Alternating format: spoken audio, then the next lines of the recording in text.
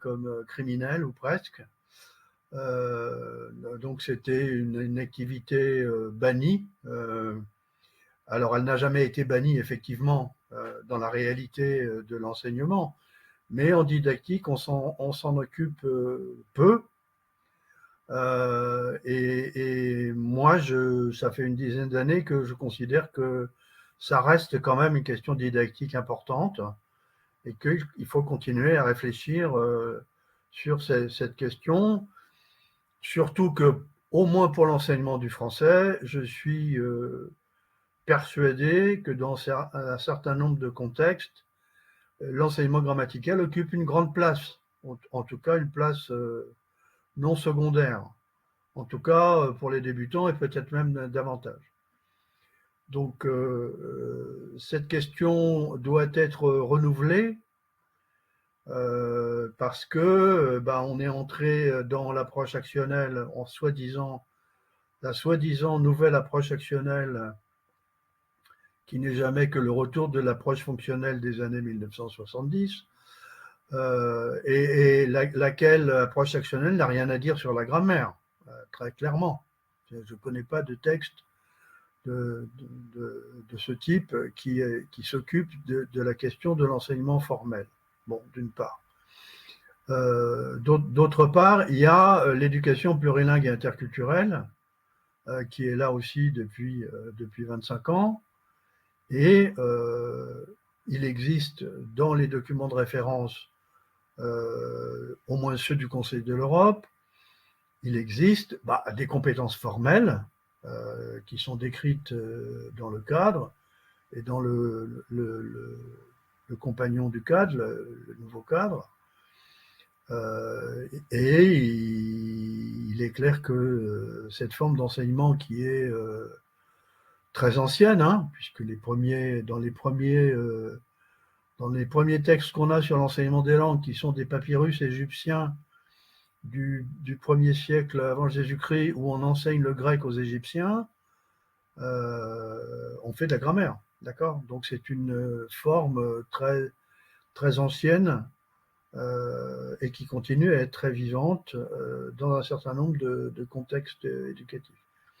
Donc je pense que c'est une question qui mérite une réflexion collective, et moi je m'y emploie depuis une dizaine d'années, par goût, parce que j'aime ça. Je suis linguiste, on va dire. La linguistique du français m'intéresse.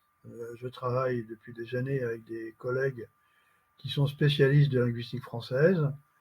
Et il se trouve que, par mon parcours personnel, je suis agrégé de grammaire, qui est une chose un peu bizarre, hein, puisque dans l'agrégation, c'est généralement l'agrégation des lettres, d'accord?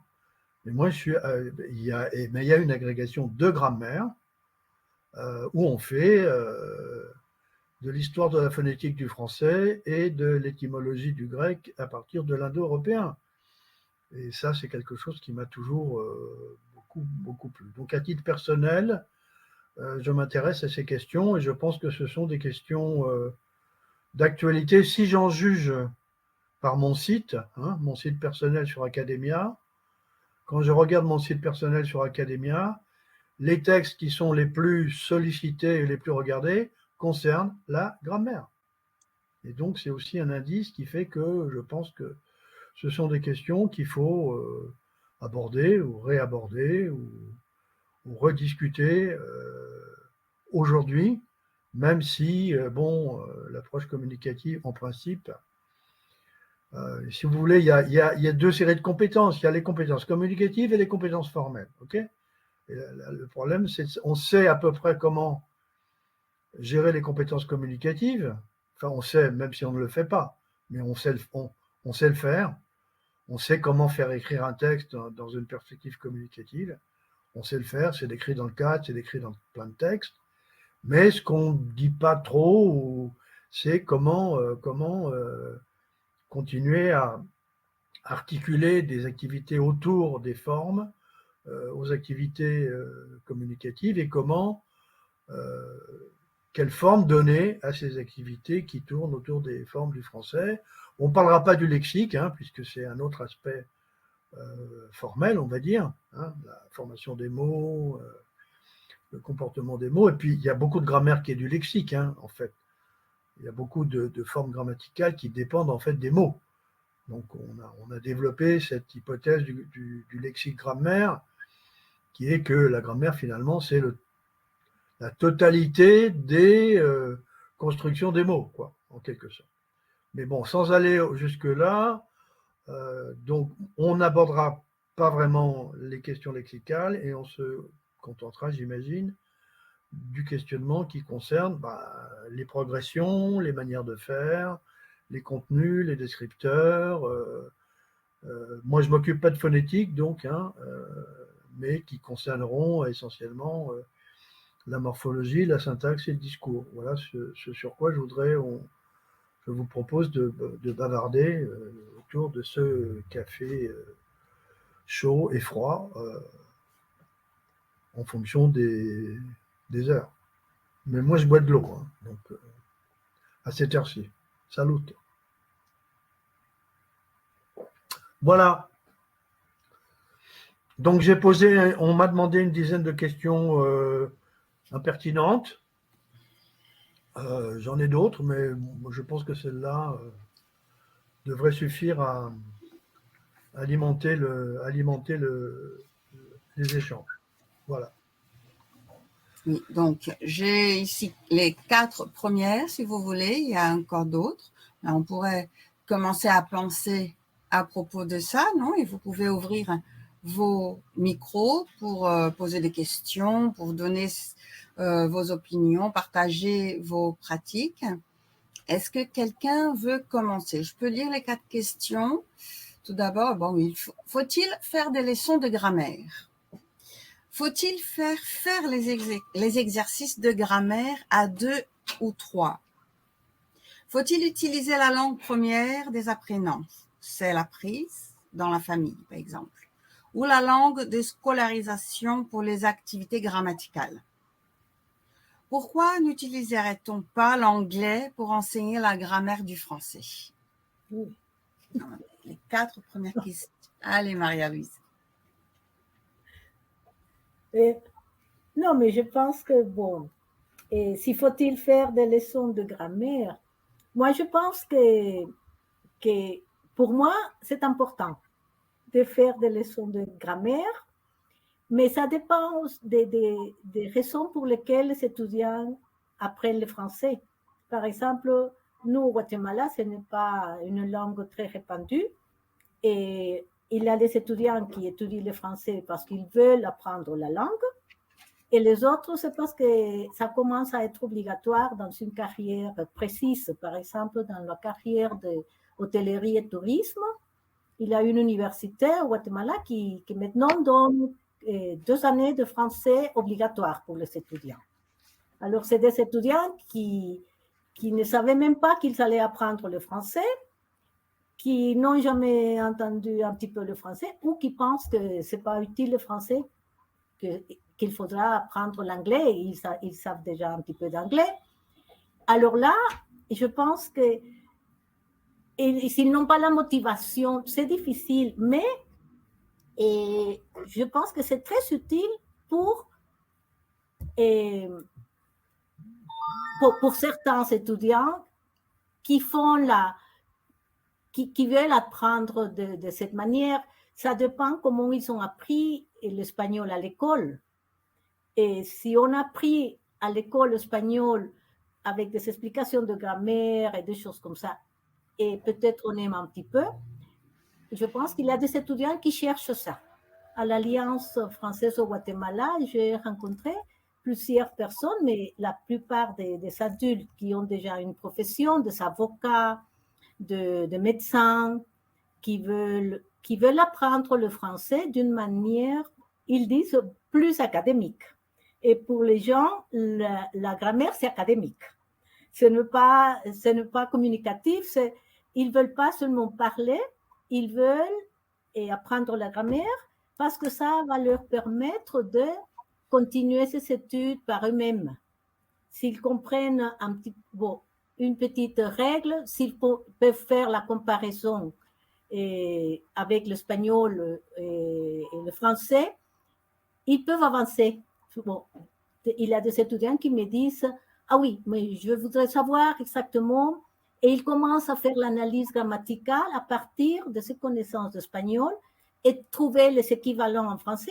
Et ils comprennent bien que ce n'est pas seulement la traduction, c'est comprendre comment ça fonctionne l'autre langue par rapport à sa propre langue. Bon, mais je dis ça seulement pour l'instant. Merci. Oui. On attend d'autres réactions ou je réagis? On attend d'autres réactions peut-être?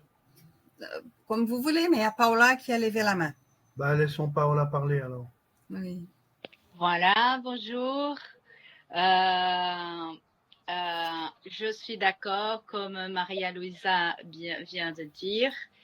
Dans l'expérience de mes cours, je pense qu'il y a la différence entre les élèves aussi, ceux qui sont ouverts à directement voir les règles grammaticales, les analyser, les pratiquer dans les exercices et après les utiliser. Il y a d'autres élèves qui ont plus, c'est un blocage. Une fois qu'on apporte un exercice, un élément, ça leur donne même sommeil. Il y a des réactions physiques et ça se fait qu'ils n'apprennent pas vers ce biais-là. Donc, qu'est-ce que je pense? Je pense qu'on doit toujours travailler la grammaire, mais différemment, selon le profil des élèves ou de la classe. Et ce qui marche le plus pour moi, c'est quand on est dans la langue vivante. Et à chaque moment, on va regarder un élément.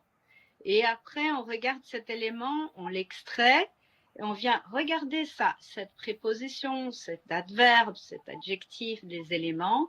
On peut l'utiliser, c'est un élément du texte, et on peut l'accorder comme ça, on peut l'utiliser comme ça. On apporte la grammaire, on l'extrait, et puis après, on remet dans le jeu. Donc ça leur permet, je pense que travailler la grammaire, c'est essentiel parce que ça leur permet de créer. Donc ça veut dire ils comprennent le texte, mais après, ils peuvent argumenter, ils peuvent recréer. Donc une fois qu'ils jouent le jeu, on voit l'élément, après on le remet dans le jeu. Ça veut dire qu'après, ils vont créer, ils vont répondre, ils vont utiliser avec la conscience sur cet élément-là. Donc, je pense que c'est toujours essentiel de travailler la grammaire, mais comment on va la travailler, ça c'est le point aujourd'hui qu'on on observe. Donc, moi, j'observe toujours ça avec mes élèves et ça marche bien de voir vraiment comment travailler, quel est le profil de l'élève, les objectifs aussi, et quel biais on va travailler cet élément de la grammaire.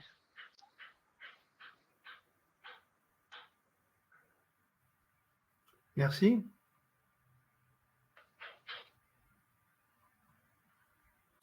Ah, Renia.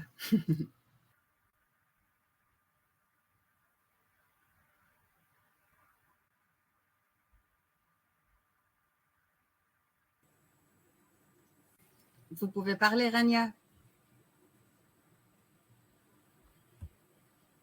Oui, vous avez levé la main et vous pouvez parler.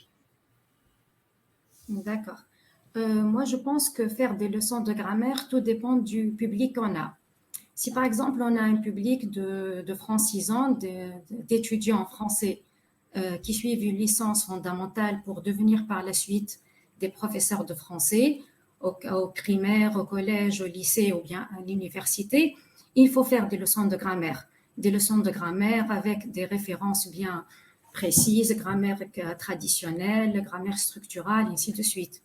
Par contre, si on a un groupe d'élèves qui étudient le français comme langue seconde, langue étrangère, ou bien dans le cadre de cours du FLE, donc dans le DELF, niveau A2, B1, B2, il vaudrait mieux étudier, donc plutôt travailler sur la grammaire implicite. Ça veut dire faire un cours sur la compétence, par exemple, écrite, et à l'intérieur, par exemple, glisser des notions de grammaire. ou bien des règles, par exemple l'emploi de l'indicatif, l'emploi du subjonctif, l'emploi des prépositions.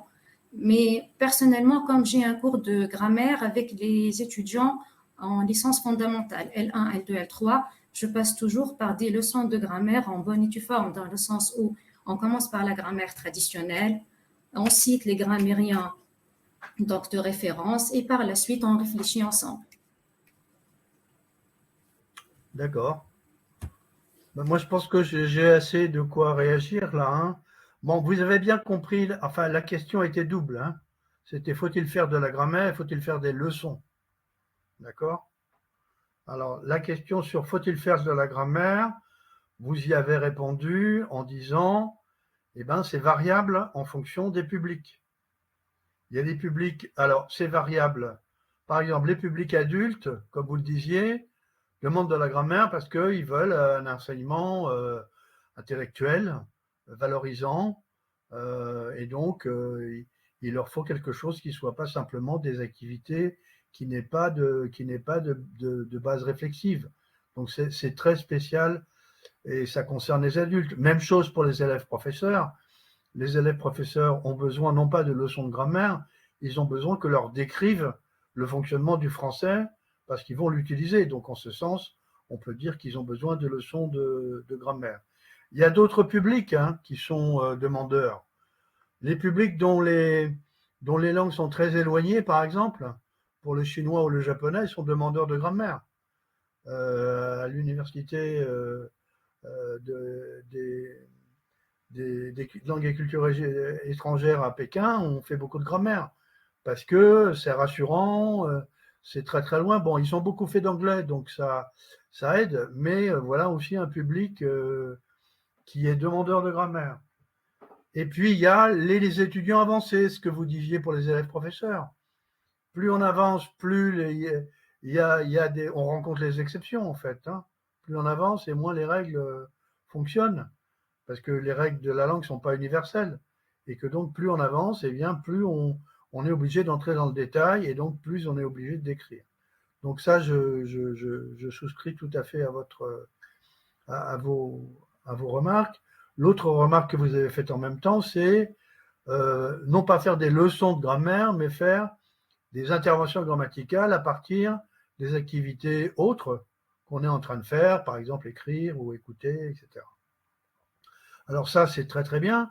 On est en contexte, donc voilà. Bon, d'abord, il ne faut pas le faire de manière aléatoire, c'est-à-dire c'est pas parce qu'il y a une relative dans un texte qu'il faut s'en occuper. Il faudrait peut-être qu'il y en ait deux ou trois. Ou alors, c'est parce que les élèves posent des questions. Alors là, on peut réagir. Mais disons qu'il faut bien choisir les éléments morphosyntaxiques sur lesquels on souhaite intervenir immédiatement. Pour ça, il faut être préparé. Parce que c'est improvisé en général, d'accord? C'est sur le moment. Donc il faut que le professeur soit armé, préparé pour répondre à décrire des fonctionnements qui arrivent dans un texte et auquel il n'a pas nécessairement pensé avant. Hein. Donc la capacité, ça veut dire qu'il a une sécurité métalinguistique, on va dire. Hein, il a une sécurité métalinguistique qui lui permet de réagir au pied levé, ce qui n'est pas le cas de tout le monde. Hein. Il y a des professeurs qui ne se sentent pas assez sûrs en français pour pouvoir répondre à la question de savoir pourquoi est-ce qu'on dit je cherche un hôtel qui a une piscine ou à côté de je cherche un hôtel qui ait une piscine. Ça ne s'improvise pas, ce genre de choses.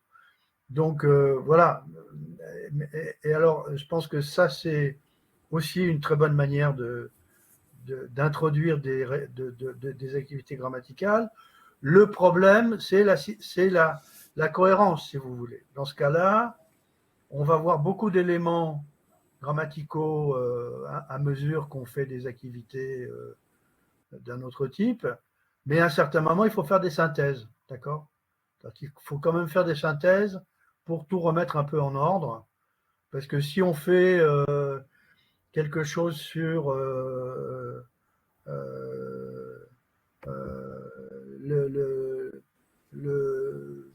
je sais pas moi, l'absence d'article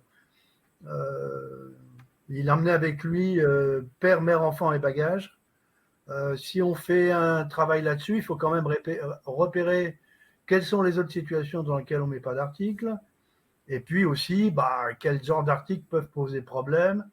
Et en particulier l'article partitif, dit partitif, parce que c'est celui qui est le plus étranger à certaines langues où le partitif n'existe pas et où c'est remplacé par zéro. Hein. Je pense que c'est comme ça en arabe, si j'ai bonne mémoire. Oui. Voilà. Donc voilà. Donc je pense que vous avez répondu à la question, à la double question, très largement, et on est assez d'accord sur votre manière de voir les choses pour cette question numéro 1. Très bien. Oui, j'ai un petit commentaire là à propos de ce qu'on fait nous ici. Et dans mes groupes de FLE, hein, ce sont des groupes multiniveaux et en ligne ou alors des groupes de personnes âgées. Donc, je vois très bien qu'il y a une grande différence à propos de la demande pour la grammaire. Les personnes âgées veulent, elles ont besoin d'écrire. Voilà. Tout à fait. Autre jour, je leur ai dit, écoutez, quand c'est que vous allez écrire à quelqu'un? Et eux, ils ont dit, non, on va au café, on va à l'hôtel, ils ont commencé à penser à des moments où ils vont utiliser le contexte, où ils vont utiliser le français, ils se sont rendus compte qu'ils n'allaient pas écrire. Je dis, moi, je suis obligée d'écrire, mais pas vous. Vous êtes obligé de lire, de savoir lire, comprendre les informations et de poser des questions, de comprendre, c'est plutôt l'oral. Donc, mais ils ont besoin de la grammaire. Oui, c'est des représentations d'adultes. Hein. Exactement. Mais il y a encore une autre chose dans mon FLE là, c'est que je travaille par le projet, la pédagogie de projet, je parle du manuel. Donc là, c'est la question, les leçons de grammaire. Quand c'est qu'on doit faire une leçon de grammaire? Même mes étudiants, ils me demandent, ils se disent que j'aime pas la grammaire. C'est pas ça. C'est que c'est une grammaire contextualisée. Mais c'est ce que je vous disais, ils veulent des synthèses. Oui, à un certain moment, après, quand on a montré la langue en contexte par rapport au projet, parce que tous les semestres, on change le projet. Donc, par rapport au projet, la langue est dans un contexte. Il y a un certain moment, il faut faire une synthèse, il faut s'arrêter pour regarder. Bon, on le fait peu à peu parce qu'on ne peut pas le faire la langue sans des explications de grammaire. C'est-à-dire, je pense que la grammaire, elle est présente dans tous les cours. Bien sûr. Pour de petites remarques, que ce soit. Je pense qu'il faut pour ces publics, il faut ou bien faire des synthèses, ou bien donner des synthèses à lire. Hein, exactement. Leur faire faire de manière autonome. Ou découvrir la grammaire à partir du contexte de la langue. Ah oui, ça, bien sûr, ça c'est autre chose. Oui, exactement. Il y a une personne, Nader Saïdi, qui a levé la main. Vous pouvez ouvrir votre micro si vous voulez.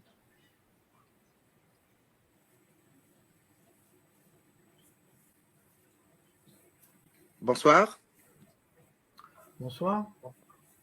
Alors moi, je suis Nader Saïdi, enseignant de FLE aux Émirats Arabes Unis. Pour moi, je pense qu'il est important de faire des leçons de grammaire, mais toujours de manière simple et concrète et surtout ludique. Parce que moi, j'enseigne le niveau A1. Donc, les apprenants débutants ont besoin de comprendre comment fonctionne la langue. Mais cela ne veut pas dire qu'il faut passer par le tableau, les explications trop techniques. Et du coup, donc, on doit faire des jeux, travailler la grammaire à travers des activités interactives, des mises en situation, des cartes mentales ou même des chansons. Donc, pour moi, ces supports permettent aux apprenants de découvrir les structures naturellement, en contexte, sans avoir l'impression d'étudier une règle. Donc, l'objectif, c'est que la grammaire devienne un outil de communication et pas une contrainte. Et à ce niveau, le plus important, c'est de donner envie de parler, de répéter, de communiquer et de s'amuser avec la langue. Voilà. Oui, je comprends. Donc, vous n'êtes pas pour, hein, en quelque sorte. Vous privilégiez la motivation, ce qui est un élément extrêmement important. La motivation, c'est fondamental pour l'apprentissage des langues. Et donc, c'est sûr que il y a des formes d'enseignement de la grammaire qui ne sont pas motivantes au sens voilà, ludique du terme, parce que ça suppose un peu de réflexivité. Et... Bon, moi j'ai toujours des problèmes pour savoir ce que veut dire s'amuser en classe, mais bon, s'amuser sur commande, bon, pour moi c'est un problème. Par exemple, oui, par exemple, les jeux numériques, WordWall, non, mais App Learning. Oui. Je comprends bien. Mais disons que moi, je partage aussi votre avis. Il y a le plus important, c'est la motivation. Si entrer dans des formes de réflexion décourage la totalité des apprenants, on fait les choix que vous avez faits, c'est-à-dire on fait autre chose. On travaille de manière ludique, il y a suffisamment de ressources pour ça, pour pouvoir le faire. Donc on le fait de manière implicite et il n'y a pas de problème. Hein. Je veux dire, il n'y a pas une didactique, il y a autant de didactique que de contexte et de public, ce que vous avez rappelé. Parce que dire qu'il y a une didactique, il y a une bonne manière d'enseigner, ça n'a aucun sens. Ça n'a aucun sens. Dire qu'il y a une bonne manière d'enseigner, ça n'a aucun sens. C'est quelque chose qui n'existe pas. Chercher la bonne méthode, c'est une question qui n'a pas de sens. Il n'y a pas de bonne méthode. Il y a des méthodes adaptées à des contextes. Mais très peu, n'est-ce pas? Bon, méthode, très peu. Disons, quand on dit méthode, vous dites quoi? Quand je dis méthode, je dis ensemble d'activités destinées à enseigner la langue. Et ensemble d'activités destinées à enseigner la langue qui sont décrites, justifiées et cohérentes. D'accord? Donc, une méthodologie, c'est ça. C'est un ensemble d'activités fondées en théorie qui proposent des activités suivies séquentiellement et cohérentes et qui ont pour objectif l'apprentissage. Donc, ça peut être des choses très simples, ça peut être des choses très complexes. Ça varie suivant les... Mais disons qu'aujourd'hui, il y a plus de méthodologie. Je veux dire, quand je regarde les manuels, il n'y a plus de méthodologie officielle. Il y a des activités qui sont proposées, par les auteurs de manuels, mais qui ne relèvent plus d'une méthodologie officielle. Il y a ce que j'ai appelé il y a longtemps la méthodologie circulante, c'est-à-dire les manières d'enseigner qu'ont les professeurs, mais qui ne sont pas des manières d'enseigner officielles, qui sont leur manière à eux d'enseigner, et qui est celle qu'ils vont adopter pour enseigner. Moi, j'ai fait longtemps des cours de méthodologie, et j'ai toujours dit à mes étudiants, dès que vous serez dans votre classe, vous allez oublier tout ce que je vous ai dit, et vous allez enseigner comme on vous a appris la langue. Parce que vous avez eu des professeurs de langue pendant 7 ans ou 8, et quand vous allez vous trouver dans votre classe, vous allez faire comme vos professeurs. Et ce qu'a dit Beaco et les autres, vous oublierez tout de suite. Parce que entre 2 heures de méthodologie pendant 3 mois et 7 ans d'expérience de l'enseignement, il n'y a pas photo. Voilà. Bon, nous, on fait un peu ce que vous dites, mais on vous suit. On vous suit, pardon, on vous suit. Oui, mais demain, je ne sais pas ce que vous ferez. Vous ne changerez pas vos manières d'enseigner parce que vous m'avez entendu. Ça serait miraculeux. Si. Allons bon. Depuis longtemps déjà. Allons bon. J'ai une question pour vous. Oui. Pourquoi utiliser l'anglais pour enseigner la grammaire du français? Pourquoi ne pas utiliser n'importe quelle langue pour enseigner le français?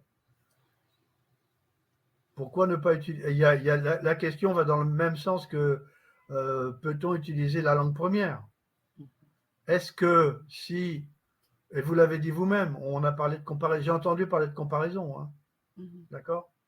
Si on estime que passer par une autre langue, ça éclaire le fonctionnement du français, par contraste, comme on disait autrefois, ça s'appelle la contrastivité, Pourquoi s'en priver?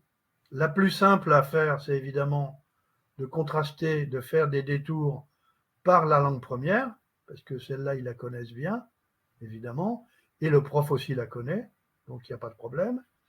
Et on peut aussi passer par d'autres langues que connaissent les apprenants, dont les langues qu'ils apprennent à l'école, dont l'anglais, qui est la langue la plus enseignée. Donc si vous voulez y comprendre quelque chose au genre en français, ben, passez par l'anglais où il y a un neutre, et en français où il n'y en a pas, ça peut expliquer des choses. Passer de je veux de la tarte à passer I want some pie, de voir que de là c'est some, ça peut peut-être éclairer sur l'idée de partitif, qui ne convient pas du tout pour décrire some, qui veut dire un peu. Donc on peut faire plein de choses en passant par une autre langue, par n'importe quelle autre langue, et éclairer indirectement le fonctionnement du français en montrant qu'il y a d'autres manières de dire, de faire, de construire, de gérer les langues. Et ça marche, bon, je dirais ça marche pour les langues indo-européennes. Dès qu'on sort des langues indo-européennes, c'est un peu plus compliqué parce que là, voilà, la comparaison entre le français et le swahili, c'est possible, mais c'est pas simple parce qu'il n'y a rien qui correspond. D'accord? Donc, dans ce cas-là, on dit l'anglais parce que tout le monde fait de l'anglais, d'accord? Et on travaille avec la première langue étrangère apprise et pas avec la langue première ou la langue de scolarisation parce que les différences sont trop importantes et que ça ne fonctionne pas. D'accord? Moi, j'ai fait une grammaire contrastive pour le chinois et on a tout basé sur les fautes que les étudiants font en français à cause de l'anglais.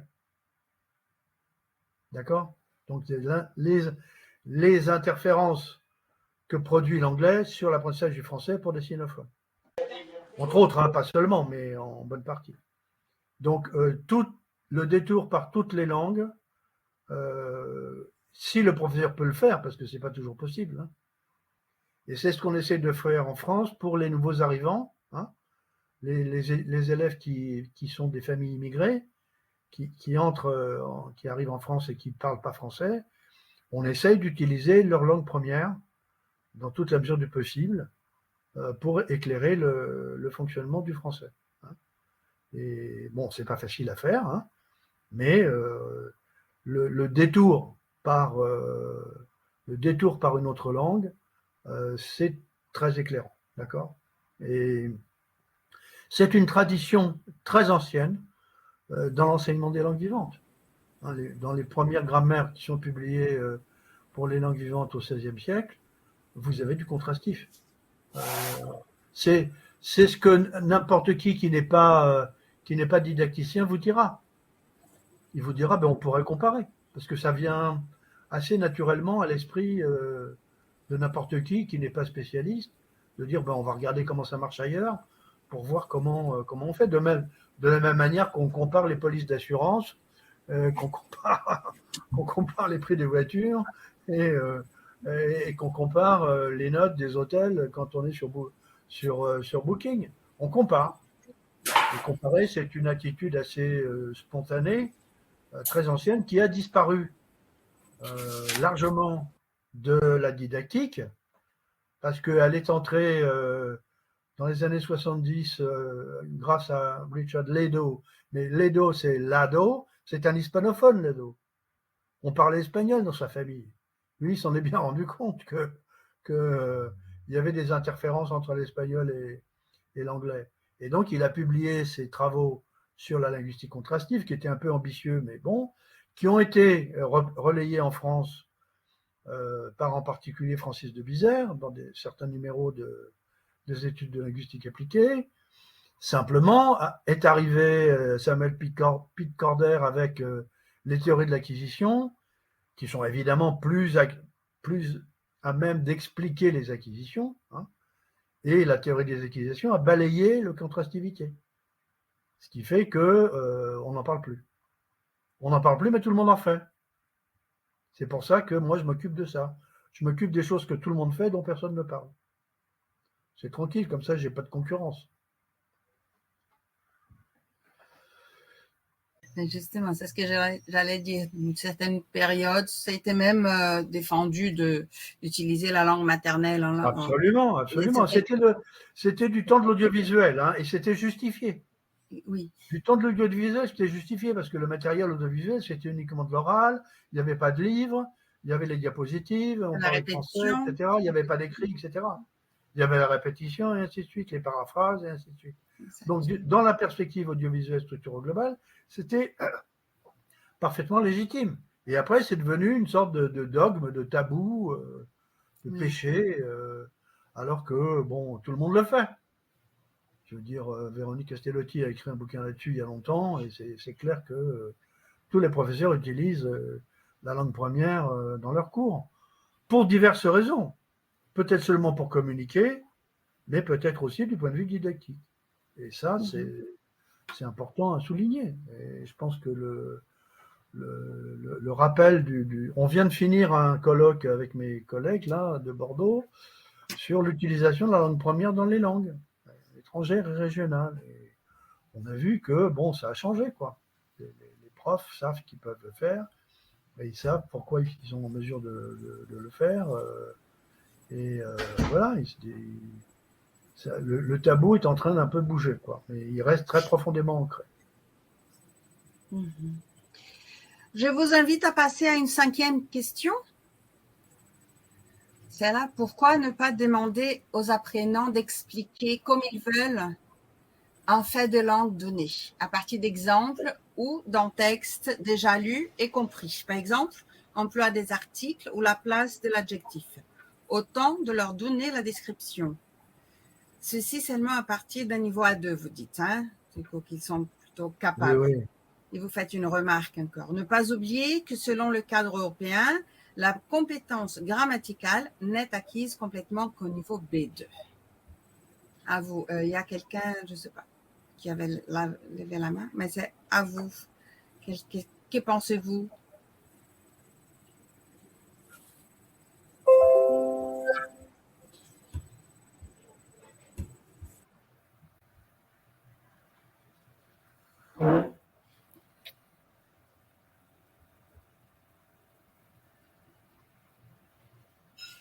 Est-ce que vous demandez à vos étudiants d'expliquer l'effet de la langue? C'est la grammaire réflexive, non? Il faut essayer d'expliquer. Je ne sais pas ce que c'est, mais c'est de demander aux étudiants d'expliquer eux-mêmes avec leurs mots, avec comme ils veulent. Même en langue maternelle, s'ils veulent, non? Ah, absolument, oui. Absolument. Exactement. Paula.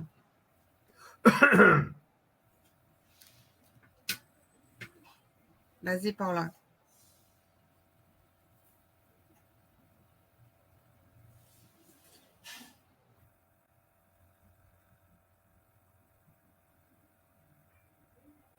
Je ne sais pas si elle arrive à parler. Ah, elle se connecte. Vous m'entendez? Oui. Voilà. Mon Internet est instable, donc j'ai un peu de difficulté ici. Donc, je trouve que c'est très intéressant de demander d'expliquer. Par exemple, j'ai des élèves qui sont au Canada. Ils doivent passer à des examens, ou alors en France aussi, doivent passer à des examens TOF, TCF, DALF, DELF. Et une chose que ça leur permet de retenir rapidement, parce que parfois c'est à court terme qu'ils vont prendre cette préparation pour l'examen. Donc, leur demander d'expliquer la grammaire, c'est très bien, parce qu'en fait, ça leur permet d'identifier lors de l'examen aussi ça. Donc ça, c'est un bon point. Il y a le cas aussi d'une collègue à nous qui a utilisé l'intelligence artificielle donc pour faire demander un texte et qui a demandé l'intelligence artificielle de corriger un texte et d'améliorer. Mais à partir de cette amélioration, l'élève observe ce qui était corrigé et qu'il puisse expliquer ça. Donc, c'est utiliser les outils de la contemporanéité, de actuelle, pour pouvoir s'améliorer dans la langue. Je pense que ça fonctionne très très bien. Et par exemple avec les élèves aussi en classe, ça leur permet aussi de discuter entre eux d'abord de l'explication et puis venir à expliquer à tout le groupe, toute la classe. C'est un bon deal, une bonne manière de travailler la grammaire autrement, les éléments, sans seulement faire des exercices individuels aussi. Donc ça, je pense que utiliser les outils comme l'intelligence artificielle pour s'améliorer, et aussi en groupe, vraiment discuter entre eux et pour après expliquer à toute la classe, ça permet à tout le monde de travailler ces éléments aussi en classe. Quand vous dites utiliser l'intelligence artificielle, c'est pour de la traduction? Ah, l'intelligence artificielle, non. C'est pas pour pour traduire? La traduction. C'est vraiment, ils écrivent en français. Et à partir du moment que, donc ça c'est un travail individuel, ce n'est pas en classe. On fait. Ça passe en IA? Voilà, donc ils vont sur l'intelligence artificielle, ils demandent d'abord, donc il faut les apprendre à utiliser l'intelligence artificielle parce qu'il faut demander donc de porter comme un professeur de français, un professeur. D'accord. Pour qu'il. Ça revient au même, enfin c'est comme la traduction quand on fait de la post-édition. Hein. Quand on fait de la post-édition en traduction, ça revient au même. C'est-à-dire qu'il y a un texte fautif et on regarde les corrections. C'est un peu à l'envers, quoi. Oui, bah, c'est une très bonne manière, oui. Mais donc, bon, le problème. De s'améliorer, donc c'est une manière d'une étude individuelle et au-delà des classes. Donc ça c'est quelque chose qui marche bien. Et une chose que j'aimerais revenir à la question d'avant aussi, par exemple, il faut travailler avec plusieurs langues. Maintenant qu'on parle de la traduction, quelque chose que j'observe et que c'est vraiment intéressant, c'est que quand l'élève apprend une langue, au moment qu'il cherche à argumenter, il y a des lacunes dans le français, donc ils vont venir avec un mot autre qui parfois remplace ça ou qui va occuper cette lacune. Donc, et presque 100%, c'est la langue seconde qui vient. Ce n'est pas la langue maternelle. Donc, si la personne apprend ou elle parle déjà l'espagnol, l'anglais, le chinois, c'est cette langue qui va venir remplir cette lacune. Donc, c'est très intéressant de travailler avec les autres langues, tant la langue maternelle, pour la question affective. Donc, ça veut dire que quand on apprend une langue, on n'a pas de lien affectif avec cette langue parce qu'on n'a pas cognitivement toutes les images, les relations avec ces mots, avec ces signes qui sont là. Et après, à partir du moment qu'on relationne avec la langue maternelle, c'est on crée un lien affectif avec la langue, on recrée d'une certaine manière. Et après, la personne, elle est dans le bain, elle est dans la langue française, dans le cas, elle va juste amplifier, enrichir ce lien affectif avec la langue. Donc, passer par la langue maternelle, pas tout le temps, parce qu'il faut, mais il y a des moments où comparer, avoir la langue là, maternelle ensemble, comparer, c'est le lien affectif. Après, il y a cette question d'autres langues. Je pense qu'il ne faut pas que le prof insiste déjà à comparer avec l'anglais dans le but de soutenir le multilinguisme, le plurilinguisme. Donc, utiliser d'autres langues, comparer avec les langues latines et d'autres langues aussi pour enrichir. Avec n'importe quelle autre langue. Exactement. Je pense que c'est même si on ne veuille pas, la traduction, elle est faite aussi par la personne. Quand on est en train de parler, s'il lui manque des images, il va faire ce lien avec sa langue maternelle ou d'autres langues. Ils sont, voilà. Disons, mais là, il utilise la langue maternelle, il ne réfléchit pas sur la langue maternelle. Exact. C'est la même chose. Mais disons que, bon, l'éducation plurilingue et interculturelle n'arrête pas de dire que rien n'interdit de communiquer en plusieurs langues. Je veux dire, tout à fait, tout à fait. Ça, c'est une des bases de. Et ça ne fait que c'est normal. C'est oui. une façon normale de communiquer avec un autre locuteur. Mais ça, c'est utiliser la langue, d'accord? C'est pas réfléchir, je dirais, sur la langue. C'est pas essayer de décrire la langue, mais vous répondiez à la question d'avant, donc je vous comprends. Non, cette chose-là est le problème avec cette possibilité, qui est une très vieille possibilité, hein, qui a été inventée par Henri Bech il y a 30 ans, qu'il appelait les exercices de conceptualisation. La difficulté, c'est que avec des débutants, ça va, mais avec des étudiants avancés, ça va plus, parce qu'ils vont vous réciter la grammaire qu'ils ont apprise. D'accord? Le risque, c'est que plutôt que d'exprimer leurs intuitions, en fait, ils récitent la grammaire qu'ils ont apprise auparavant. Et donc, c'est compliqué. C'est pour ça que c'est bien de le faire avec une langue tierce, d'accord? Parce que si je dis, OK, comparons l'espagnol et le français, ben ils vont nous sortir la règle qu'ils ont apprise dans leur cours de français en espagnol.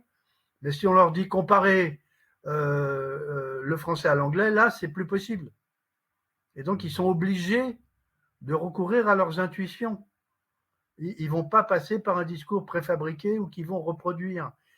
C'est pour ça que la verbalisation par des activités contrastives, quand il y a un sentiment linguistique établi, hein, c'est pour ça qu'on dit au moins au niveau A2, quand il y a un sentiment linguistique établi, la verbalisation à partir d'un corpus bilingue, mais pas la langue maternelle, mais aussi la langue maternelle s'il le faut, ça permet de faire sortir les intuitions. Et ça, c'est très intéressant parce que ça évite la reproduction du discours grammatical appris. Voilà. C'est pour ça que bon, les activités de baisse, ça marche surtout avec des débutants, sauf que les débutants, ils n'ont pas suffisamment de sentiments linguistiques pour pouvoir le faire. Donc, c'est A2, mais dès qu'on leur aura fait des cours de grammaire, c'est terminé, quoi. Moi, j'ai une étudiante qui a voulu faire un travail là-dessus sur le passé composé en polonais avec des élèves de terminale, et elle n'a rien eu. Elle a eu le discours de la grammaire sur le passé composé. Elle n'a pas eu les intuitions. Et voilà pourquoi il faut trouver les conditions. Mais peut-être que dans les activités ludiques dont on parlait, il y a peut-être des intuitions qui peuvent surgir comme ça en passant et dont on peut s'emparer pour faire mieux percevoir le fonctionnement et la valeur d'un fait de langue particulier. Voilà pour cette question,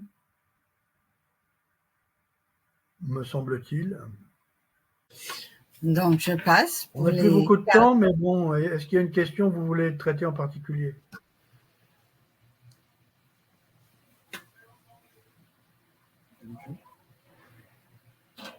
Apparemment, non. Il n'y a pas de questions sur le chat.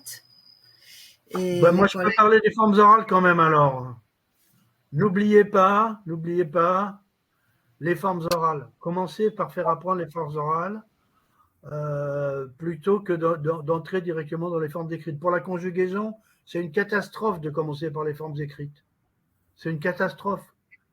Parce que l'orthographe de la conjugaison, c'est infernal. Enfin, au présent de l'indicatif. Hein. Après, c'est simple. Mais au présent de l'indicatif, qui est le temps qu'on utilise le plus et par lequel on commence, l'orthographe du présent de l'indicatif des verbes français est quand même très complexe. Donc, on ne fait pas tous les verbes. On ne fait pas toutes les personnes. D'accord? Pourquoi est-ce qu'il faudrait apprendre la conjugaison en entier? alors que les personnes les plus utilisées à l'oral, c'est je à 90%. Tu, hein, éventuellement. Nous, on l'utilise presque plus à l'oral. On dit, je dis pas nous allons au cinéma, je dis on va au cinéma. D'accord? Donc, toute la conjugaison, c'est peut-être pas utile. Tous les verbes, c'est peut-être pas utile non plus. Il faut une progressivité jusqu'à B2. Jusqu'à B2, la progression. D'accord? Pas tout de suite. Commencez par les verbes les plus utilisés parce que c'est ceux qu'on entend le plus. Pouvoir, vouloir. Ça, c'est très facile parce qu'on les entend tout le temps. Être, avoir. D'accord? Et ensuite, s'occuper de mémoriser d'abord les formes orales. D'accord? Pour ensuite passer aux formes écrites. Ça, c'est fondamental. On gagne du temps. Mais c'est ce qu'on a fait en anglais. To go, I want gone. OK? Ben, on commence par de l'oral qu'on mémorise et après on peut passer à l'écrit. Et ça, c'est extrêmement simple. Alors, le problème, c'est que, évidemment, pour le verbe, ça marche. Enfin, ça marche, oui et non, mais bon, pour le pluriel ne s'entend pas en français, donc il s'entend uniquement s'il y a des liaisons, et la marque du pluriel à l'oral, c'est l'article. C'est pas le S final, d'accord? Donc il y a plein de choses à faire sur les formes orales du français qui peuvent faciliter les apprentissages ultérieurs. Je pense que ça, c'est important. Et il y a pas que, et alors après ça, il n'y a pas seulement, là j'ai parlé des formes, mais si on parle de la syntaxe, comment voulez-vous que vos élèves comprennent les dialogues de films ou de visio ou de séries ou n'importe quoi s'ils ne sont pas mis en contact avec le français oral spontané? Le français oral spontané, ça a beaucoup de différences avec le français écrit. Le français écrit est une forme qui s'est stratifiée du français. Le français spontané, pas le français vulgaire, hein, le français spontané commun, partagé, il y a beaucoup de variations, bien entendu. Mais le français commun partagé,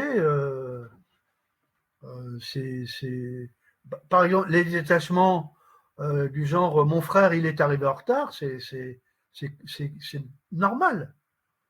Les détachements à gauche ou à droite par un pronom personnel, mon frère il est arrivé en retard ou il est arrivé en retard mon frère, c'est tout le temps en français oral. Et donc, si on ne met pas en contact les apprenants à un certain niveau avec le français effectivement utilisé dans la vie quotidienne par la plupart des Français, on complique beaucoup la compréhension orale. La compréhension orale. Je ne dis pas qu'il faut leur apprendre à parler comme ça, mais je dis que pour la compréhension orale, c'est très très important. Et donc, voilà. Il faut faire très très attention à ne pas oublier de faire ça. Je sais pas, de temps en temps, voilà, mais qu'il y ait un contact avec le français parlé réel. Parce que même dans les méthodes, le français parlé réel n'apparaît pas beaucoup dans les dialogues. D'accord? Et donc, il y a un filtrage sociolinguistique qui fait qu'il y a beaucoup d'étudiants qui ne sont pas vraiment en contact avec le français. Si les gens veulent apprendre à parler français, il faut leur faire écouter le français qui est parlé et pas le français qui est écrit. Parce qu'il y a du français, écrit qui est parlé et du français parlé qui est écrit. D'accord? Dans les SMS, c'est du français parlé. Oui. D'accord? Mais il y a des textes oraux qui sont du français écrit. Moi, par exemple, comme je suis en train de parler, je parle comme du français écrit ou presque. D'accord? Donc ça, c'est très très important. Ne pas oublier le français spontané. On l'a appelé spontané parce qu'on a discuté pendant des heures pour savoir si c'était parlé ordinaire, commun, machin, écrit. Alors on dit français parlé parce que c'est plus simple, mais nous, on a fini par choisir français spontané. Et on va peut-être un jour faire une grammaire du français spontané. Une grammaire, mais répétée à personne. Parce qu'on parle du français spontané pour le vocabulaire. D'accord? Ça, c'est régulier. Pour les mots nouveaux, les machins, les inventions, le parler des jeunes, blablabla. Bla, bla, bla. Ça, il y en a tout le temps. Mais pour la grammaire, il n'y a rien. Il n'y a pas un outil qui permet aux professeurs étrangers, et même, je dirais, aux Français, de comprendre comment fonctionne la morphologie et la syntaxe du français spontané. Il n'y a pas énormément de choses à dire, hein, d'accord? Mais ça pleut beaucoup aujourd'hui, bah, vous l'entendez tout le temps, d'accord? Et donc, on ne peut pas faire semblant que ça n'existe pas. Alors, on vous dira c'est incorrect, c'est possible, mais c'est utilisé par tout le monde. Hein. Oui. Paul, tu as encore une question, parce que j'en ai une. Il y a quelqu'un qui a mis une question ici sur les notes partagées aussi. Oui, j'ai une question. Donc en fait, je suis tout à fait d'accord avec Monsieur Beaco. Donc dans la question de l'oralité, donc de travailler plusieurs registres, les variations aussi dans la langue française. Mais par contre, j'ai beaucoup d'élèves qui me cherchent, me contactent, pardon, parce qu'ils ont eu beaucoup de l'oralité et qui n'ont pas travaillé l'écrit. D'accord, d'accord. Donc, d'accord. c'est le travail oui, bah, avec le registre. Donc, ça veut dire que là, je rencontre vraiment cette difficulté. Très bien. Voilà, chez les élèves qui doivent passer les examens. Oui, je comprends. Non, mais s'ils sont exposés à l'oral, bon, il n'y a pas de problème. Le problème, c'est effectivement de les faire passer aux formes écrites et de leur signaler que il y a des formes écrites qui sont pas acceptées il y a des formes orales qui sont pas acceptées à l'écrit. D'accord? Ça, c'est. Mais dans la plupart du temps, je pense que beaucoup de nos étudiants ne sont pas exposés à de l'oral. Alors en Tunisie, c'est peut-être encore le cas, encore que je pense qu'à Matmata ou à Aksar Khajalal, on n'entend pas beaucoup de français, d'accord? Je parle même pas de Tataouine, bien sûr, mais voilà. Donc en milieu urbain en Tunisie, on entend peut-être encore du français. Je pense que dans d'autres contextes sociaux urbains, c'est pas comme ça. Donc il y a beaucoup d'étudiants qui n'entendent pas de français. En Chine, on n'entend pas de français et voilà, c'est tout, c'est comme ça. Donc exposer à l'oralité ceux qui ne le sont pas du tout, c'est un élément très important, surtout qu'ils disent qu'on veut parler français. Donc si on veut parler français, il faut parler français. Voilà, de manière, il faut d'abord comprendre le fonctionnement du français spontané. Après, on peut parler un français écrit. C'est pas un problème. C'est ce que j'ai. Si nous sortons ce soir, personne ne vous critiquera. D'accord? Sauf qu'on dira, tiens, c'est un étranger. Mm-hmm. Il utilise une forme que spontanément les Français n'utilisent pas. Ah oui. Là, à ce moment mais ils seront pas. Ils comprennent, il n'y a pas de problème. Hein. Mais la réaction, c'est nous, c'est pas comme ça qu'on parle. Et nous, c'est pas comme ça qu'on parle, c'est du français spontané. Mm-hmm. Nous, c'est pas comme ça qu'on parle. Nous, c'est pas, il n'y a pas de nœud. La négation à nœud a disparu en français oral. D'accord? Par exemple. D'accord, donc à ce moment, oui. Mais si je dis je ne peux pas, bon, ça va, personne ne s'offense au lieu de dire je peux pas. Ou je suis au lieu de je ne suis pas, je ne suis pas. Et moi, je dis certainement je suis tout le temps. Sauf quand je suis en train de faire une conférence. Rania, vous avez une question? Non, c'était une petite anecdote pour dire que nous, par exemple, mes filles me disent, maman, tu parles comme les livres. Parce que quand j'envoie un message, quand je leur envoie un message, j'écris tu ne viens pas ou bien mange à la fin. Donc elle emploie je suis, je sais pas. Parce que l'emploi normal, c'est pas tu ne viens pas, c'est tu viens pas, puis voilà. Oui, donc Et c'est elles même sont bien pas. arabophones. Oui, elles sont arabophones, mais elles écrivent Shepa, C-H-E, accent, Bien sûr, K-P-A. Donc elles me disent, mais bien vous sûr, parlez mais bien comme sûr, maman, tu parles comme des livres. bien sûr. Ils ont raison. Oui, mais nous, bah, ici au Brésil, quand c'est qu'on a le contexte avec le français, Vous n'en avez pas, vous n'avez pas de contact avec le français, sauf donc si on vous parle comme suivez les livres. sauf si vous suivez des émissions de télévision, et des films et des séries, beaucoup de séries en français que vous êtes. Mais c'est très difficile d'acquérir du français spontané uniquement en regardant, parce qu'on n'y fait pas attention. Exactement. On va le reconnaître, mais peut-être pas, on va le Oui, reproduire. oui, mais c'est très bien. Si vous le reconnaissez, ça suffit. L'important, c'est de comprendre, d'accord? Il y a deux Le faire, choses c'est pas grave. du Si vous français. utilisez les formes écrites à l'oral, c'est pas un problème. Il y a deux choses du français oral, disons, qu'on a entendu l'autre jour et que j'ai entendu l'autre jour. C'est la fin des haricots. Je me suis dit, mais attendez, on Ah dit oui, des oui, haricots. oui, mais ça arrive. Et j'ai dit à un Alors, ça collègue, peut eh être ben, fait écoute, par plaisanterie, hein. hein? Ça peut être dit par plaisanterie, hein, d'accord? Oui, mais c'était pas dit par C'était plaisanterie, pas je ça. pense. Et de la même manière, on dit en français, c'est 2 euros. Oui. Moi, les caissières, elles disent jamais 2 euros. Elles disent toujours c'est 2 euros. D'accord? Donc, les problèmes de liaison sont sociolinguistiquement extrêmement variables, hein, même les liaisons obligatoires, pas obligatoires, etc. Donc, c'est très variable sociolinguistiquement. Et donc, on peut effectivement comprendre qu'il y ait des gens qui ne sachent pas qu'il y ait des H durs, dits durs, ou des H dits Aspiré. Oui, différentiels, oui, ou des H. Parce que H muet, ça ne veut rien dire. D'accord? Parce que, premièrement, il est toujours muet, donc, donc ça ne veut rien dire. Et H aspiré, ça ne veut rien dire non plus, puisque il n'est pas aspiré, il est expiré. H, il n'est pas aspiré, il est expiré. D'accord? et- Donc dire H muet aspiré, c'est, du point de vue linguistique, n'importe quoi. C'est pour ça qu'il faudrait, de temps en temps, faire le ménage dans la grammaire traditionnelle. C'est pas la dernière question, mais presque.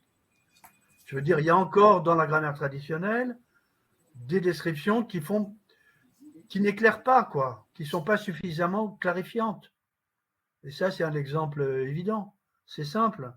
Mais ça ne clarifie pas parce que c'est une description qui est tordue, si je puis me permettre. Et il y a pas mal de descriptions qui sont fausses. Fausses. Dire que le conditionnel est un mode, c'est faux. D'accord? Ça ne change pas grand-chose, mais c'est faux. Et dire qu'il y a un article partitif, c'est faux, parce que ce n'est pas un article partitif. Mais peu importe. Ça, c'est la terminologie, d'accord? Simplement, pour expliquer, si on utilise la terminologie, il faut que la terminologie et la description aident. Si la terminologie n'est pas adaptée, ça n'aide pas assez. Vous comprenez? Parce qu'on dit, le partitif, c'est quand on dit je voudrais de la tarte. Ok, évidemment, la tarte se découpe en parts. Alors, c'est l'exemple favori. D'accord. Mais si je dis il y a de l'idée dans ce projet, il y a de l'idée dans ce projet. C'est quoi la part là? C'est une part d'idée? D'accord? Donc dès qu'on commence à chercher un peu, on s'aperçoit bien que c'est pas une description la plus appropriée. C'est pas pour être vrai ou pas vrai, c'est pour qu'on ait des descriptions qui fonctionnent. Et dans la description traditionnelle, il y a des descriptions qui fonctionnent mal. C'est pas pour faire de la linguistique, c'est de dire il y a des descriptions qui fonctionnent mal. Et si on choisissait une description qui nous vient de la linguistique en général, eh ben, ça vaudrait mieux. Par exemple, ça change rien, mais dire que je est un prénom est une absurdité. Parce que je remplace personne. Un pronom, ça remplace. D'accord? Je ne remplace rien. Tu non plus. Vous non plus. Et en plus, nous, c'est pas le pluriel, c'est pas un pluriel. Nous, c'est pas je plus je plus je plus je, qui est un pluriel. Nous, c'est moi et d'autres. Donc, c'est pas le pluriel de je. D'accord? Tout simplement. Les vrais pluriels, ils sont à la troisième personne. Et les vrais pronoms, ils sont à la troisième personne. À la personne 3, à la personne 6. parce que c'est des vrais pronoms. D'accord? C'est des vrais pronoms. Ils remplacent. Sauf que dans les conjugaisons, on met toujours il, elle et rien d'autre. Mais si on disait Paul, il vient, Pierrette, elle part, les étudiants comprendraient que il, c'est pas comme je et tu, que c'est un vrai pronom. Alors que avec je, ben, on peut. Donc il y a plein de choses comme ça, très simples, qui montrent qu'il y a le vrai pluriel, c'est la personne 3 et la personne 6, que la personne 1, 2, les personnes 1, 2, 3, 4, enfin 1, 2, 1, 2, 4, 5 sont pas des pluriels, d'accord, et que ça explique un certain nombre de problèmes d'accord, blablabla. Bla, bla, bla. Donc il y a pas mal de choses qui changent rien sur le fond. C'est pas parce qu'on nomme un truc différemment que ça va changer l'apprentissage. Mais si on veut décrire ou faire décrire de manière à ce que la description crée de la réflexivité, autant utiliser des descriptions convenables. Et dans la grammaire traditionnelle, il y a encore plein de descriptions qui ne sont pas convenables. Vous comprenez? C'est ça le problème. Donc, les éditeurs, ils ne vont pas changer la grammaire traditionnelle. Hein. Certainement pas. Parce que si on la change un peu, ils ne vont pas vendre leur bouquin. Donc elle est toujours là. C'est dommage. Et il y a une dernière question ici d'un collègue, Paul, si tu me permets, parce qu'il a écrit sur... Oui. Donc, il a écrit comme ça, il peut ouvrir son micro s'il veut le poser oralement. Non? Ben, je vais lire alors.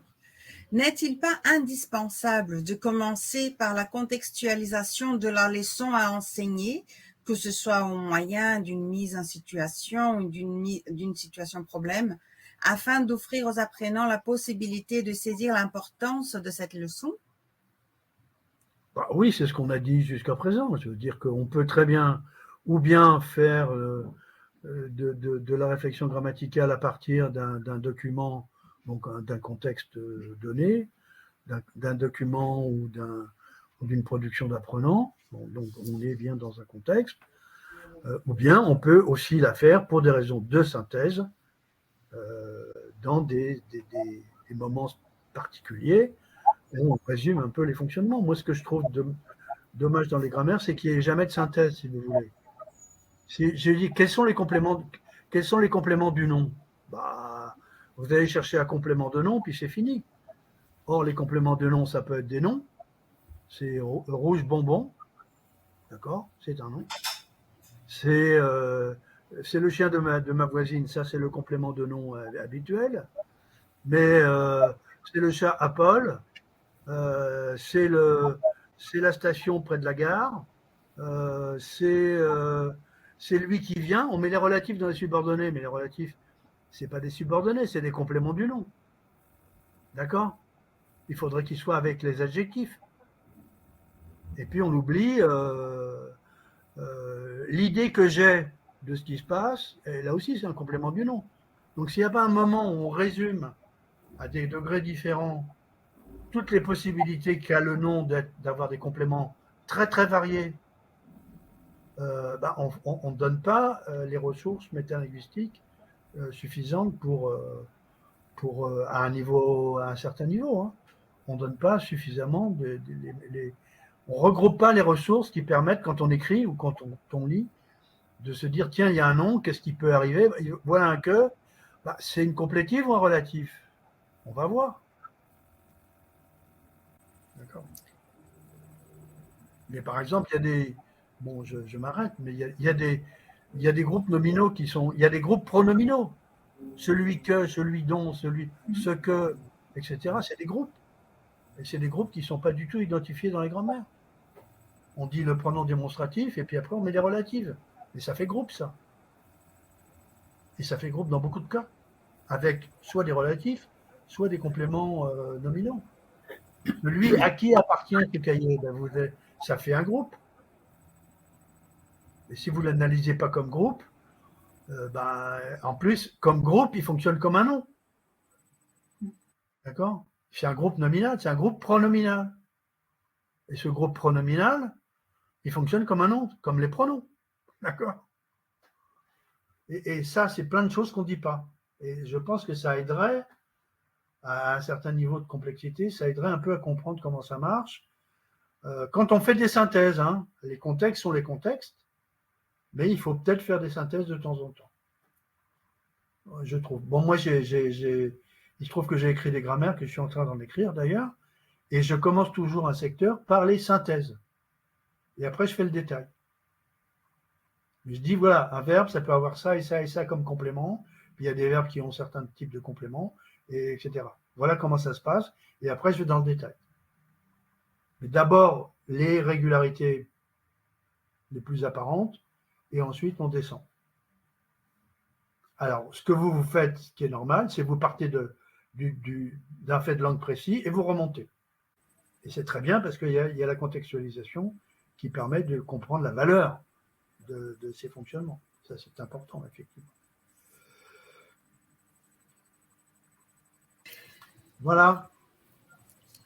Voilà. D'autres questions, des commentaires? Non? Bon, écoutez, on va pas abuser du temps. C'est l'heure de déjeuner, là. Ça dépend pour qui. Pour nous, ici au Brésil, oui. Oui, en gros, mais en Tunisie, peut-être pas, mais ailleurs, ça doit être Ça sera bientôt le dîner. Bientôt le Ah oui, dîner, bien oui. sûr. Oui. OK. Et écoutez, je pense qu'on peut lui remercier, non? De passer cette petite heure avec. C'est un plaisir pour moi, c'est un plaisir pour moi. C'est une très bonne formule, je trouve. Hein. Merci C'est une très bonne beaucoup. formule, je trouve. C'est vrai? Je pense que je vais la répéter, c'est très bien, c'est moins ennuyeux qu'un exposé suivi avec un PowerPoint. En plus, il faut faire le PowerPoint. Non, on se voit, tout le monde, ceux qui veulent ouvrir les Ouais, caméras. ouais, non, il y a Adama qui arrive. C'est plus sympa. Oui, on change les idées. Je trouve que c'est intéressant. C'est très bien. Et puis bon, moi, je m'aperçois à chaque fois que les idées que moi j'écris, vous les avez déjà, pour certaines. Donc, non, mais moi, ça me rassure, si vous voulez, sur ce que je raconte aussi. Ah oui, il y a une dernière question. Ah oui, la dernière. Quelle est votre grammaire de référence?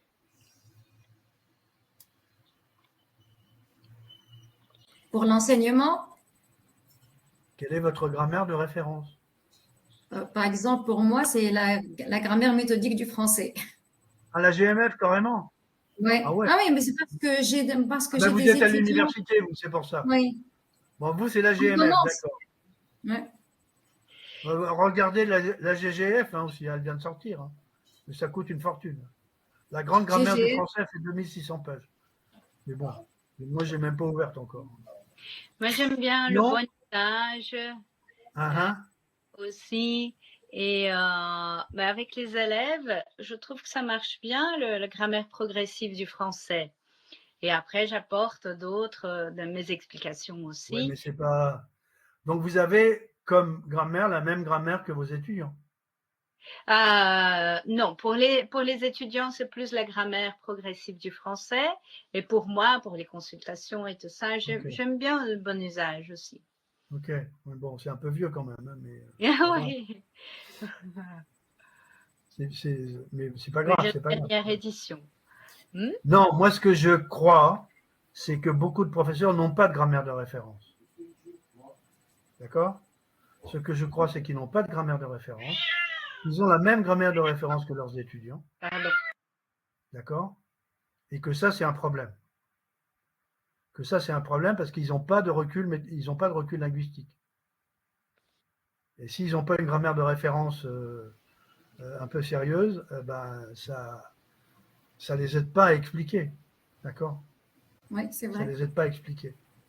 Donc moi je dis, il faut enseigner à l'université aux professeurs à se servir des grammaires de référence, à s'en servir. Parce que les grammaires, c'est comme les bagnoles, hein. Il faut apprendre à s'en servir. Il faut apprendre à s'en servir. Il faut devenir familier avec une grammaire. Oui, il faut apprendre à s'en servir. Oui. Il y avait une familiariser avec une grammaire.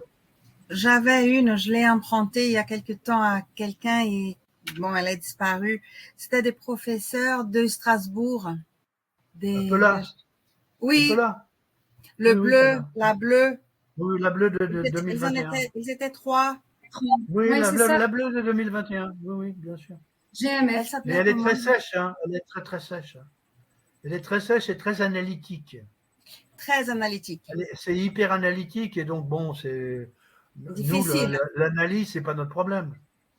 Nous, Mm. c'est pas la fonction des mots qui nous intéresse, c'est le fonctionnement des mots. C'est pas la même chose.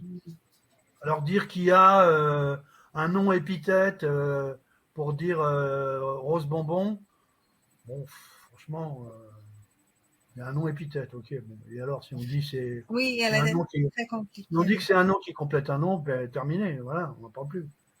Donc, il y a une inflation terminologique qui correspond à l'enseignement du français langue maternelle. Mhm. Il ne faut pas oublier que l'enseignement du français langue étrangère, du point de vue grammatical, est très influencé par l'enseignement du français langue maternelle. Oui. D'où l'inflation de l'analyse par fonction, qui est inutile. Il faut pas 50 000 fonctions. Hein. Je veux dire, en plus, sujet-verbe, ça marche pas, parce que sujet, c'est une fonction, verbe, c'est pas une fonction. D'accord? On devrait dire nom et verbe Position. et sujet et prédicat. D'accord? Si on fait les choses convenablement. Mais bon, si les élèves comprennent, tant mieux, c'est pas un problème. Mais il faut le savoir. Il faut le savoir. Donc il y a plein de choses qu'il faut savoir et pour lesquelles il faut absolument entraîner les étudiants à utiliser une grammaire de bonne qualité et pas une grammaire pour l'enseignement. Les grammaires que font les linguistes ne sont pas faites pour enseigner. La GMF, elle n'est pas faite pour enseigner. D'accord? La grammaire méthodique du français, qui est la grammaire la plus répandue au niveau universitaire, c'est pas fait pour enseigner. Donc il faut que les futurs professeurs se familiarisent avec des descriptions grammaticales qui ne sont pas celles qu'il y a dans les manuels de FLE uniquement. Parce que ça leur permet d'avoir peut-être des outils, des mots quelquefois, qui éclairent davantage les étudiants. Je ne dis pas qu'il faut faire de la grammaire linguistique, mais ce que font les linguistes depuis 40 ans, ça peut quand même rendre service. Sans prendre tout ce qu'ils disent, parce qu'il faut bien qu'ils gagnent leur vie. Hein, donc ils inventent des trucs. Mais ignorer complètement ça, c'est se priver de certaines ressources. Voilà. Et je pense qu'il faut enseigner à nos élèves professeurs et en formation continue à se familiariser avec des grammaires qui ne sont pas des grammaires pédagogiques. Et ça me paraît important parce que sinon, il y a des choses qu'on ne perd pas. Alors nous, on essaye. Bon, moi, j'ai un groupe de travail qui travaille là-dessus. On va lancer un truc. On va lancer un petit projet là-dessus qui va s'appeler la grammaire complémentaire du français. Mmh. Ce sera une grammaire qui va essayer de traiter des sujets un peu compliqués qu'on ne traite pas très bien dans les grammaires pédagogiques. D'accord? C'est ce qu'on va faire. Ce sera des petits morceaux. Il n'y aura pas de synthèse, ce sera des petits morceaux de Mais qui grammaire. font réfléchir. Oui, et on se dit, tiens, bah ça, un enseignant ordinaire, je veux dire, formé normalement, etc., il ne le sait pas. Il ne le sait pas et peut-être que ça peut lui rendre service. Peut-être que ça peut lui rendre service. Alors, on ne dit pas que c'est la bonne description. On dit que bah, si on propose des descriptions alternatives, ok, pas meilleures, alternatives, peut-être qu'on donne des ressources qui vont marcher dans certains contextes, alors que celles dont on dispose ne marchent pas. On se dit ça. C'est que plus, je veux dire, il n'y a plus d'une manière de décrire la langue, vous comprenez? C'est ça que les professeurs et les étudiants ne comprennent pas. On peut décrire la même langue de différentes manières. Ils ne comprennent pas que la grammaire, c'est une construction. C'est une construction intellectuelle qu'on a mis, qui s'est formé avec le temps et qui s'est stratifié avec l'école. Mais la grammaire est une création intellectuelle. Okay, et si on oublie ça, ben, on se prive de descriptions alternatives. Et les descriptions alternatives, ça peut toujours rendre service. Surtout en fonction des langues des apprenants. C'est pour ça que j'ai fait les grammaires complexes. Ouais. Moi, je pense qu'un professeur peut recourir à plusieurs grammaires pour expliquer un cours sans les citer. Par exemple, j'utilise éléments de syntaxe structurale de Ténière, j'utilise... Oh là là, oui, non, mais là, c'est des trucs... non, mais je leur dis non, pas... Non, ça, c'est des trucs de linguistique, ça. Ça, c'est oui, pas des mais... grammaires. C'est mais des dans le essais de sens linguistique. où... par exemple, non, mais je m'en inspire, par exemple, pour expliquer quelque chose de simple, par exemple, pour les compléments du verbe. Bien sûr, c'est normal. Mais je ne leur dis pas, je ne dis ni Ténière, ni Actance. Non, mais c'est vos sources. Non, mais oui, vous voilà, avez une formation linguistique. D'ici à ce que les gens allient Ténière, bon, même grosse, hein, je veux dire, bon, faut avoir du courage. Donc, non, les textes des linguistes sont inaccessibles. C'est pour ça qu'il faut chercher les grammaires dans lesquelles on essaie de rendre les choses un peu plus accessibles. Les textes de fondateurs des linguistes, ils sont pas faits pour les profs. Ils sont faits pour les spécialistes. Donc, évidemment, ils sont incompréhensibles. C'est pour ça qu'il y a des grammaires comme la GMF qui fait un peu la vulgarisation de la linguistique pour des gens qui ne sont pas complètement linguistes. Voilà. Donc, voilà pourquoi il faut travailler avec les profs, les élèves professeurs sur cette question-là, et pas seulement décrire le français, mais leur apprendre à regarder les descriptions du français, comparer les descriptions du français, pour essayer de trouver celle qui leur convient le mieux. Voire, j'ai pas le temps d'en parler, voire inventer la description du français. D'accord ? Inventer. Nous, on travaille là-dessus.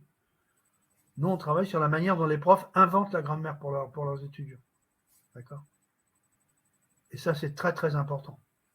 Donc, si vous inventez quelque chose, ne le gardez pas pour vous. Faites-le circuler.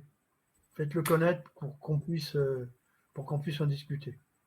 Parce que ça, c'est extrêmement important. Parce que si vous l'avez inventé, c'est pas pour rien. C'est pas gratuit. Vous l'avez inventé pour un certain nombre de raisons. Parce que vous pensez que la manière dont vous décrivez les choses, elle est mieux comprise par vos étudiants. Et ça se fait en fonction de la langue des étudiants. Forcément. Hein ? Moi, je connais des profs en Turquie qui expliquent que le complément dit d'attribution, c'est un datif. C'est un cas. D'accord ? Alors, vous n'avez pas de langue à cas. Il y a une partie du français qui est à cas. La seule forme qui indique les fonctions, c'est le pronom personnel.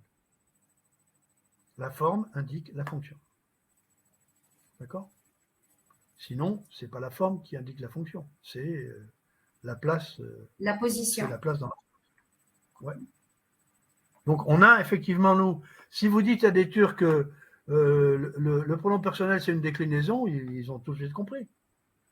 Parce qu'en turc, il y a des déclinaisons, comme en estonien ou en russe. Et ça, c'est très important, au moins pour les langues indo-européennes, mais même pour l'arabe, ça fonctionne. Bon, je m'arrête. Stop. Je pense qu'il va falloir. Parce qu'on a envie de continuer. J'ai plusieurs questions. Adama a levé la main aussi. Paula, elle a baissé sa main déjà. On prend la dernière. Allez, la dernière.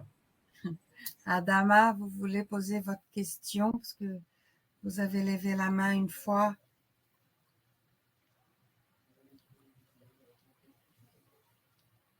Il allume son micro apparemment. Oui, il arrive.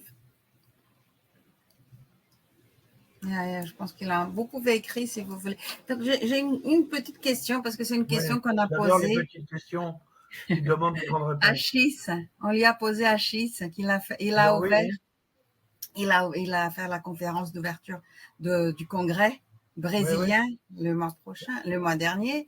Donc, on lui a posé, une prof lui a dit, écoutez, on a entendu parler l'autre jour, il y a un étudiant qui m'a dit, allez, on y go, de l'anglais. On y go. Et qu'est-ce qu'on fait avec Onigo? Est-ce qu'on enseigne? Enseigner, non. Enseigner, non. Enseigner, non. Mais faire reconnaître, oui.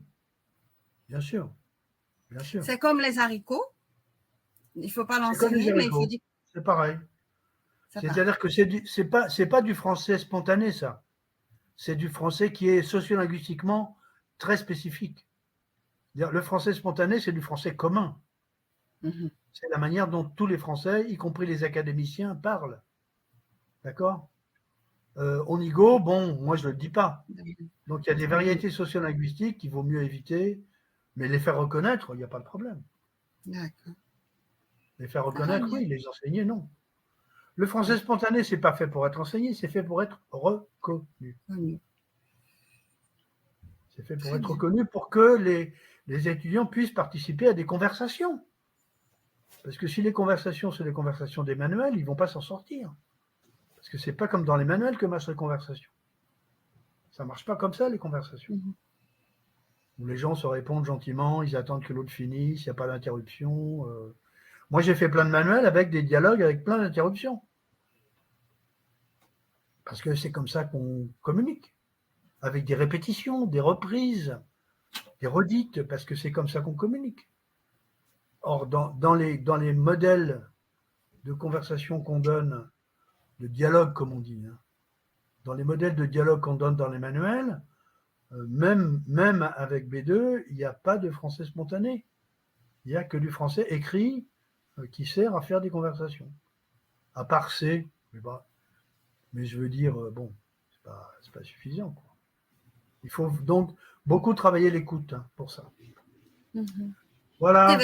C'est une bonne idée. Adama, il arrive et il Et disparaît. voilà, Adama. Alors, monsieur Adama, allez-y. Adama, restez là. On ne vous écoute pas, il n'y a pas de micro. Non, il faut ouvrir. Je vais ouvrir votre micro. Attendez.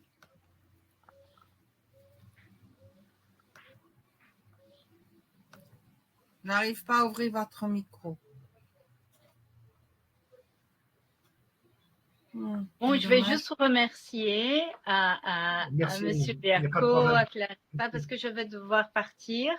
Je vous en prie, Merci beaucoup pour cette rencontre. Désolé d'avoir été un peu tardif, oui. Voilà, j'ai tellement de choses à dire. Je lève ma main tout le temps parce que c'est quelque chose qui me passionne. Non, mais c'est une très bonne formule, je trouve. Voilà, Adama peut parler maintenant. Ok, bonjour tout le monde. Merci Paula. Bonsoir, monsieur. Adama, on vous écoute. Oui, enfin, j'ai pu activer mon micro et je suis très bien. à participer à ces échanges. Je suis à Bamako à présent. Et là, je suis étudiant en Master 2, didactique des langues.